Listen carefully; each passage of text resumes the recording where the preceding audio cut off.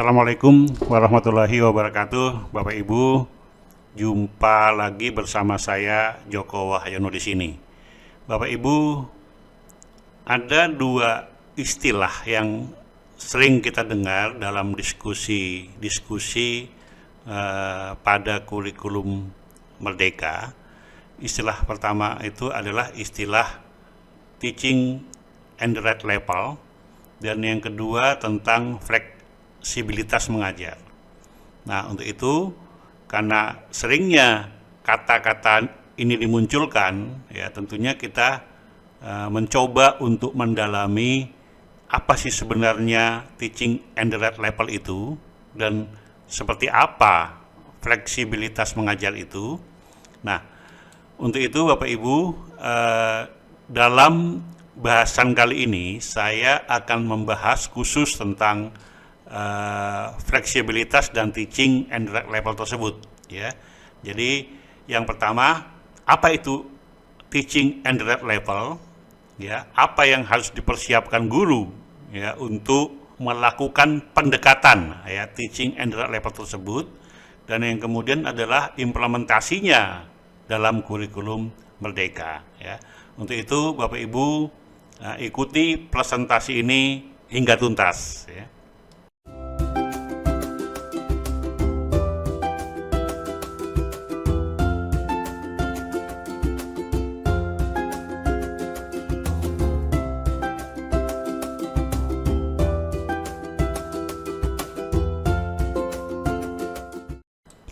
Bapak Ibu, saya mengambil artikel yang dari satu blog, ya, namanya Hello Today News, ya.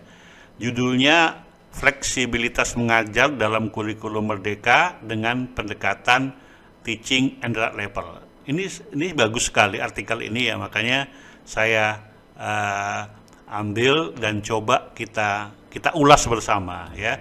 Kita sama-sama belajar untuk mendalami kurikulum Merdeka ini. Jadi pertanyaannya, apa itu teaching and rate level? Ya, pendekatan teaching and rate level, ya, disingkat TAR, ya. Kurikulum Merdeka memberikan fleksibilitas dalam mengajar sesuai dengan kapasitas muridnya atau biasa dikenal dengan pendekatan teaching and rate level, ya. Nah, sampai detik ini pendidikan di Indonesia dikelompokkan berdasarkan usia peserta didik. Padahal jika kita ketahui, lebih lagi pertambahan usia tak sejajar dengan perkembangan belajar. Setiap perkembangan peserta didik memiliki pendekatan yang berbeda, ya. Jadi kita ketahui saat ini ketika anak-anak masuk di SD misalkan, ya, usia 6 tahun. Nah, semuanya sama, usia 6 tahun, kalaupun ada perbedaan sedikit, usia 7 tahun sudah masuk kepada wajib belajar. Nah, kemudian kelas 2-nya mereka di 7 tahun, kelas 3 di 8 tahun. Nah, itu berdasarkan usia. Lalu guru-guru mengadakan pembelajaran, dasarnya adalah dasar usia tadi, ya, yang diklasifikasikan dalam satu kelas, ya. Itu pengertiannya di halaman ini. Nanti kita akan bicarakan di halaman berikutnya.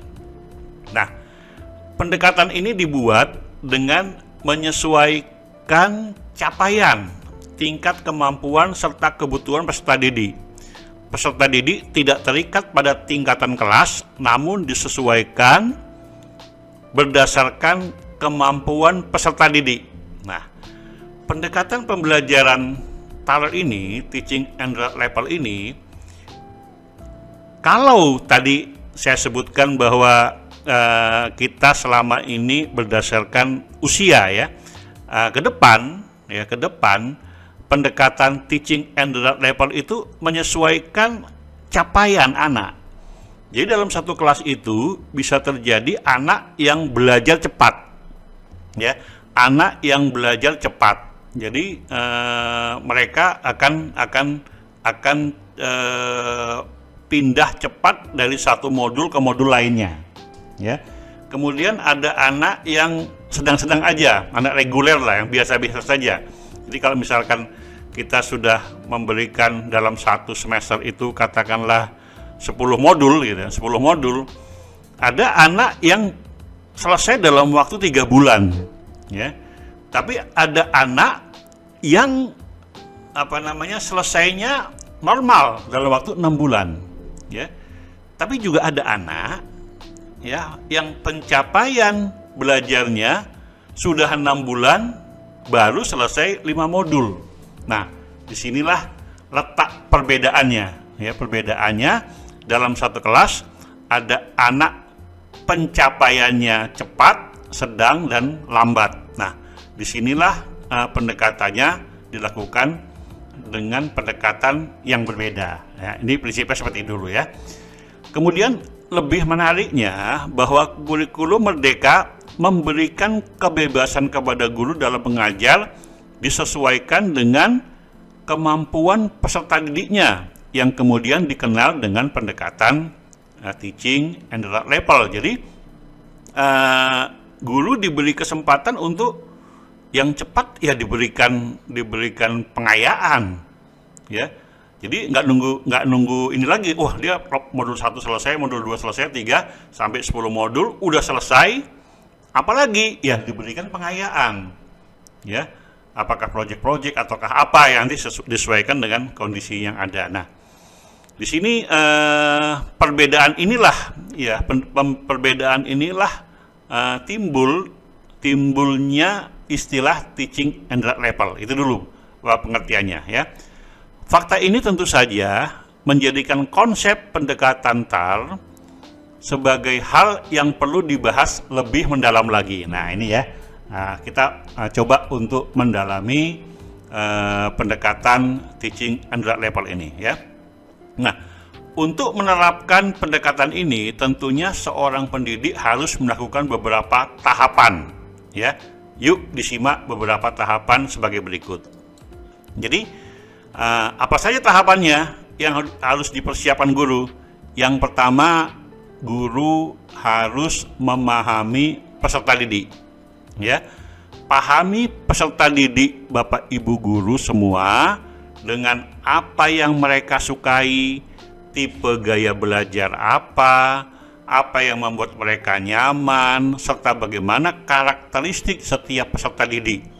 Dan selalu ingat bahwa setiap peserta didik itu unik, ya, dan memiliki kemampuannya masing-masing, ya. Disinilah konsep multiple intelligency itu bisa dikembangkan, Bapak Ibu. Gaya belajar. Jadi kalau gaya belajar anak, ya, kita kenal secara umum 7 lah mungkin, ya. Mulai dari gaya belajar umum matematika logis, linguistik, ya, intrapersonal, interpersonal, kinestetik, ya, apalagi natural, kemudian satu lagi spasial, ya, misalkan, ya, itu yang umum. Ada lagi perkembangannya lagi nanti, ya. Misalkan 7 ini yang kita pahami, ya, tentang gaya belajar. Ada anak yang nggak bisa diem, ya, tipe kinestetik. Nah, tentunya dia tidak suka dengan gaya belajar yang katakanlah satu arah, serius. Ada anak yang senangnya musik, ya, mungkin dia juga akan berbeda pendekatannya, ya. Dan ada anak yang senangnya spasial, juga akan berbeda pendekatannya. Jadi untuk itu Bapak Ibu juga perlu melihat gaya belajar anak, ya. Di beberapa sekolah saat ini yang saya ketahui, termasuk sekolah yang saya bina, itu anak-anak biasanya sebelum masuk itu diberi observasi, ya, untuk memahami peserta didiknya. Anak diobservasi oleh para ahli tentunya, ya, oleh para ahli.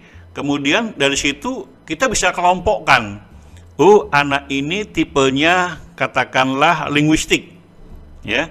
Kemudian ada tipenya tadi matematika logis, ya. Kemudian lainnya. Nah, nanti paling tidak ada 2 gaya belajar itu disatukan, ya. Kinestetik mungkin berbeda, ya, spasial akan berbeda. Nah, dengan demikian guru-guru melakukan pendekatan, ya, pendekatan mengajarnya sesuai betul-betul sesuai dengan kesenangan anak gitu.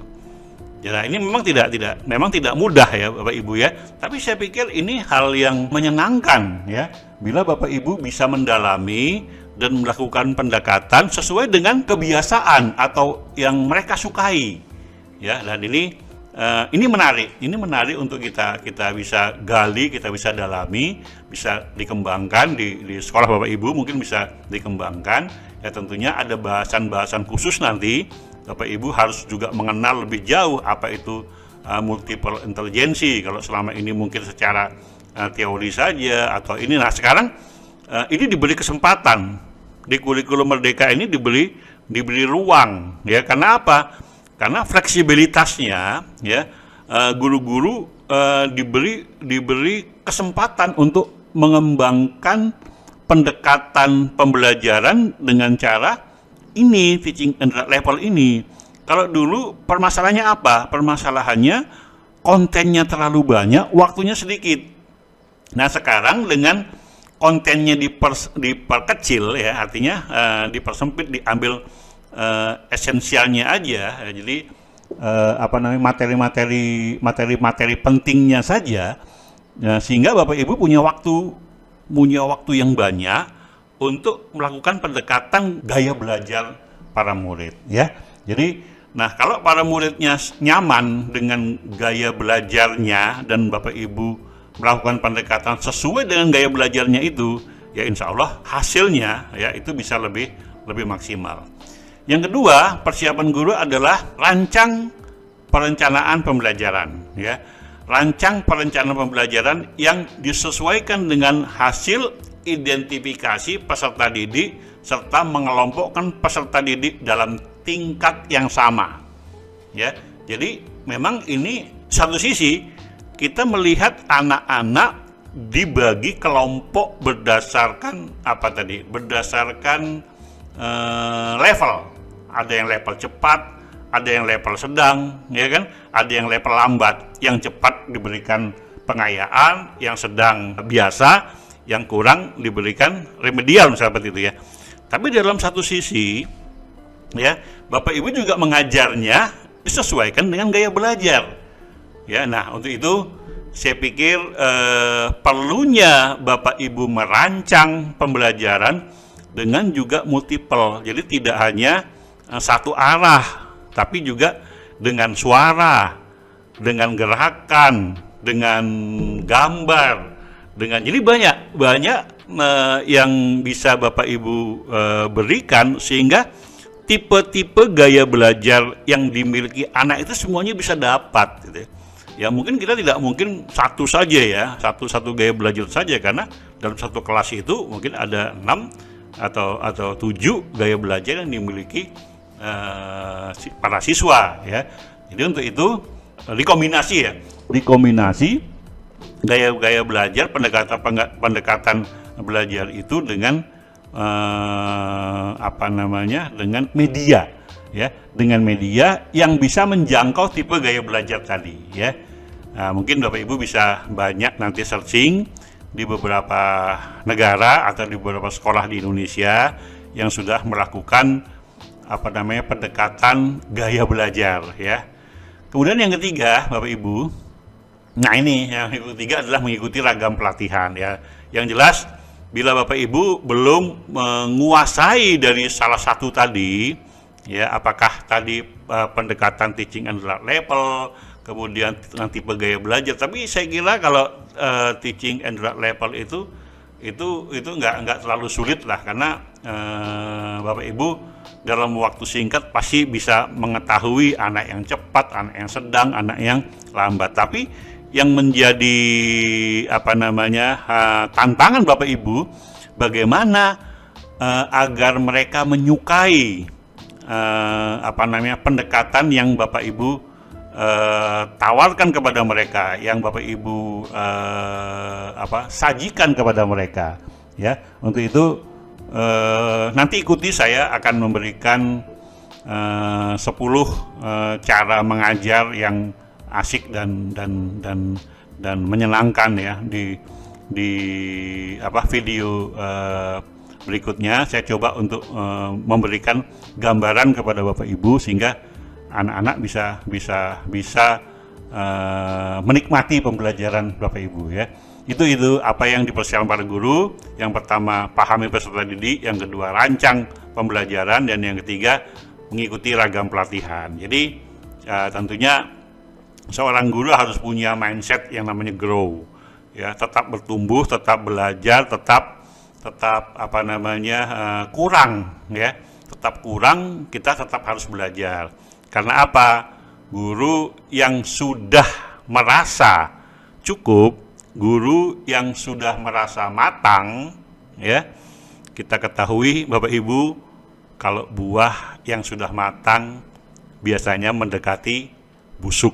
Ya, jadi untuk itu supaya nggak cepat busuk, Bapak Ibu tetap grow, ya, tetap hijau, tetap tumbuh, tetap belajar, tetap bisa mengikuti perkembangan, ya, ilmu dan teknologi, utamanya perkembangan IT, ya, dan perkembangan ini apa istilahnya itu pendekatan gaya belajar. Ini yang ditekankan dalam kurikulum Merdeka ini. Kemudian lalu bagaimana implementasi TAL dalam kurikulum Merdeka? Ya, ini kan. Nah, TAL dalam kurikulum Merdeka di dalam kelas tentu saja mungkin Bapak Ibu guru kerap kali menemui berbagai karakter siswa, tidak terkecuali karakteristik perkembangan akademiknya. Ada peserta didik yang cepat belajar, ada juga yang sedikit lambat, ada yang menerima pelajaran yang disampaikan guru, ya, dalam menerima pelajaran yang disampaikan guru. Salah satu faktor penyebab yaitu karena level siswa tersebut belum tepat dengan level atau capaian belajar yang ditetapkan. Teaching and Learning level merupakan pendekatan pedagogis yang memperhatikan persamaan level kemampuan berdasarkan evaluasi, ya. Siswa dikelompokkan berdasarkan tingkat pembelajaran dari usia dan kelas. Kemudian selanjutnya, guru harus secara konsisten mengukur kemampuan membaca, menulis, dan memahami. Jika dalam prosesnya siswa tidak mencapai hasil yang diharapkan, maka guru harus menyiapkan program remedial, ya. Pendekatan TAL tersebut dapat meningkat hasil belajar siswa. Nah, ini tentunya secara gambaran umum seperti ini Bapak Ibu. Dalam satu kelas, ya, pembelajaran bahasa Inggris misalkan, ada anak yang kebetulan pindahan dari luar negeri, ya, pindahan dari luar negeri. Nah, kemudian ada anak yang mungkin terbiasa menggunakan bahasa Inggris di rumahnya karena orang tuanya mungkin sering mengadakan tugas ke luar negeri. Atau mungkin saja orang tuanya itu memang orang tua campuran, ya, sehingga penggunaan bahasa Inggris itu sudah merupakan percakapan sehari-hari, ya. Nah, dalam satu kelas itu ada anak yang seperti itu, tapi ada anak yang biasa baru belajar, ya, ada anak yang sulit sekali belajar bahasa Inggris. Nah, kalau, ya kan, kemampuan anak ini kita satukan, yang terjadi apa?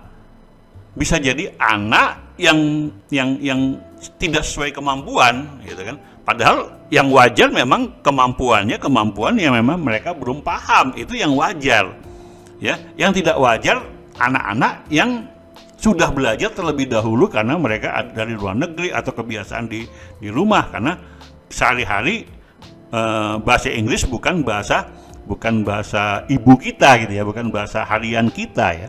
Nah, untuk itu Bapak Ibu, ketika ini disatukan ini akan timbul masalah. Makanya ini tetap harus dipisahkan. Anak yang sudah paham betul bahasa Inggris, anak yang belum paham, ya, itu harus dipisahkan sehingga mereka yang sudah paham terus ditingkatkan kemampuannya, ya. Yang belum paham, ya, normal seperti halnya pembelajaran reguler, ya. Jadi tidak ada di situ merasa yang hebat, yang super, tidak. Karena memang di satu sisi pelajaran yang lain ada anak yang olahraganya bagus, ada anak yang memang tidak olahraganya bagus. Nah, ini juga tetap harus tetap harus nanti ya tentunya mendapat pendekatan yang berbeda ya, bukan perlakuan, pendekatan yang berbeda ya, sebab tetap harus disesuaikan dengan kemampuan anak.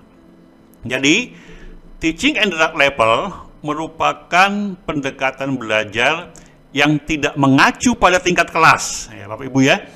Dalam satu kelas, katakanlah kelas salah satu SD usia 6 tahun, tidak berdasarkan tingkat kelas dan usia ya, melainkan mengacu pada tingkat kemampuan siswa. Siswa yang mampu lebih cepat ya, siswa yang sedang dia tetap reguler ya. Inilah yang menjadikan TAL ya berbeda dari pendekatan biasa. TAL dapat menjadi jawaban dari persoalan kesenjangan pemahaman yang selama ini terjadi dalam kelas ya. Dengan ulasan mengenai fleksibilitas mengajar dalam kurikulum Merdeka dengan pendekatan teaching and interact level, semoga dapat membantu bermanfaat bagi Bapak Ibu guru untuk memahami lebih banyak konsep pembelajaran. Jadi saya kira ini fleksibilitas ini pendekatan ini sangat bagus. Apakah sebelumnya kurikulum 2013 tidak melakukan ini? Melakukan ya, kita melakukan, tapi tidak difasilitasi dengan apa? Dengan fleksibilitas tadi ya, karena jamnya jamnya sangat terbatas dengan konten yang sangat banyak, sehingga Bapak Ibu sulit melakukan pendekatan ini, teaching and interact level ini, karena itu tadi keterbatasan. Nah, saat ini kendali ada di tangan Bapak Ibu ya. Bapak Ibu bisa nanti bagaimana evaluasinya? Evaluasi juga tergantung daripada Bapak Ibu ya. Bapak Ibu orang yang paling tahu kondisi anak sesungguhnya ya. Jadi anak yang cepat di satu mata pelajaran, mungkin di mata pelajaran lain dia berkurang, tapi ada kurang mata pelajaran di pelajaran lain dia bagus. Dan ini tentunya akan mendapat portofolio masing-masing ya. Jadi tidak ada lagi anak-anak nanti dapat nilainya dijumlahkan, di ranking, nggak demikian. Karena apa? Anak yang pintar bahasa Inggris ya nggak mungkin di-compare, dibandingkan dengan anak yang pintar olahraga. Sama-sama mempunyai masa depan. Anak yang pintar nyanyi ya, dia punya masa depan dengan menyanyi yang bagus ya. Nah, kemudian disamakan dengan anak yang olahraga. Saya kira kan nggak demikian. Semuanya anak-anak itu punya masa depan ya, punya kehebatan, punya bakat tertentu. Jadi tinggal bagaimana kita sebagai guru untuk bisa mengetahui kondisi anak, langsung setelah itu kita bisa mempersiapkan anak itu sesuai dengan bakatnya masing-masing.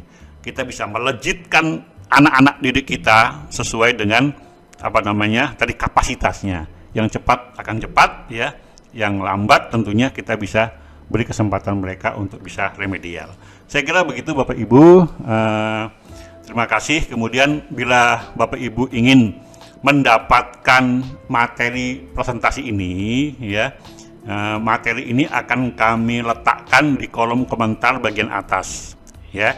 Jadi nanti Bapak Ibu setelah nonton video ini kemudian lihat di kolom komentar, di situ saya sudah cantumkan download di sini ya.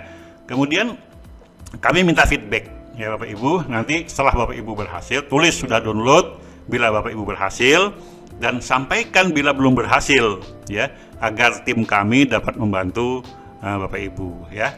Yang ketiga, request. Sampaikan request Anda bila ada materi yang ingin ditayangkan, nanti akan kami evaluasi, akan kami kaji kira-kira perlu ditampilkan atau memang sudah kami tampilkan sebelumnya ya. Nanti kami akan arahkan Bapak Ibu untuk mendapat informasi tentang materi-materi utamanya saat ini mesti kurikulum Merdeka ya. Nah, ke depan mungkin banyak. Saya juga sudah memulai untuk menyampaikan tentang tips-tips ya, mengajar yang asik dan menyenangkan, dan lain-lainnya nanti akan Bapak ikuti tayangan ini ya. Jangan lupa subscribe, berikan like, dan bagikan kepada teman-teman ya. Saya kira demikian Bapak Ibu. Terima kasih ya atas apresiasinya ya. Terus beraktivitas, ya. Semoga kita bisa sama-sama membawa anak-anak Indonesia menjadi anak-anak hebat. Saya kira demikian Bapak Ibu, terima kasih. Assalamualaikum warahmatullahi wabarakatuh.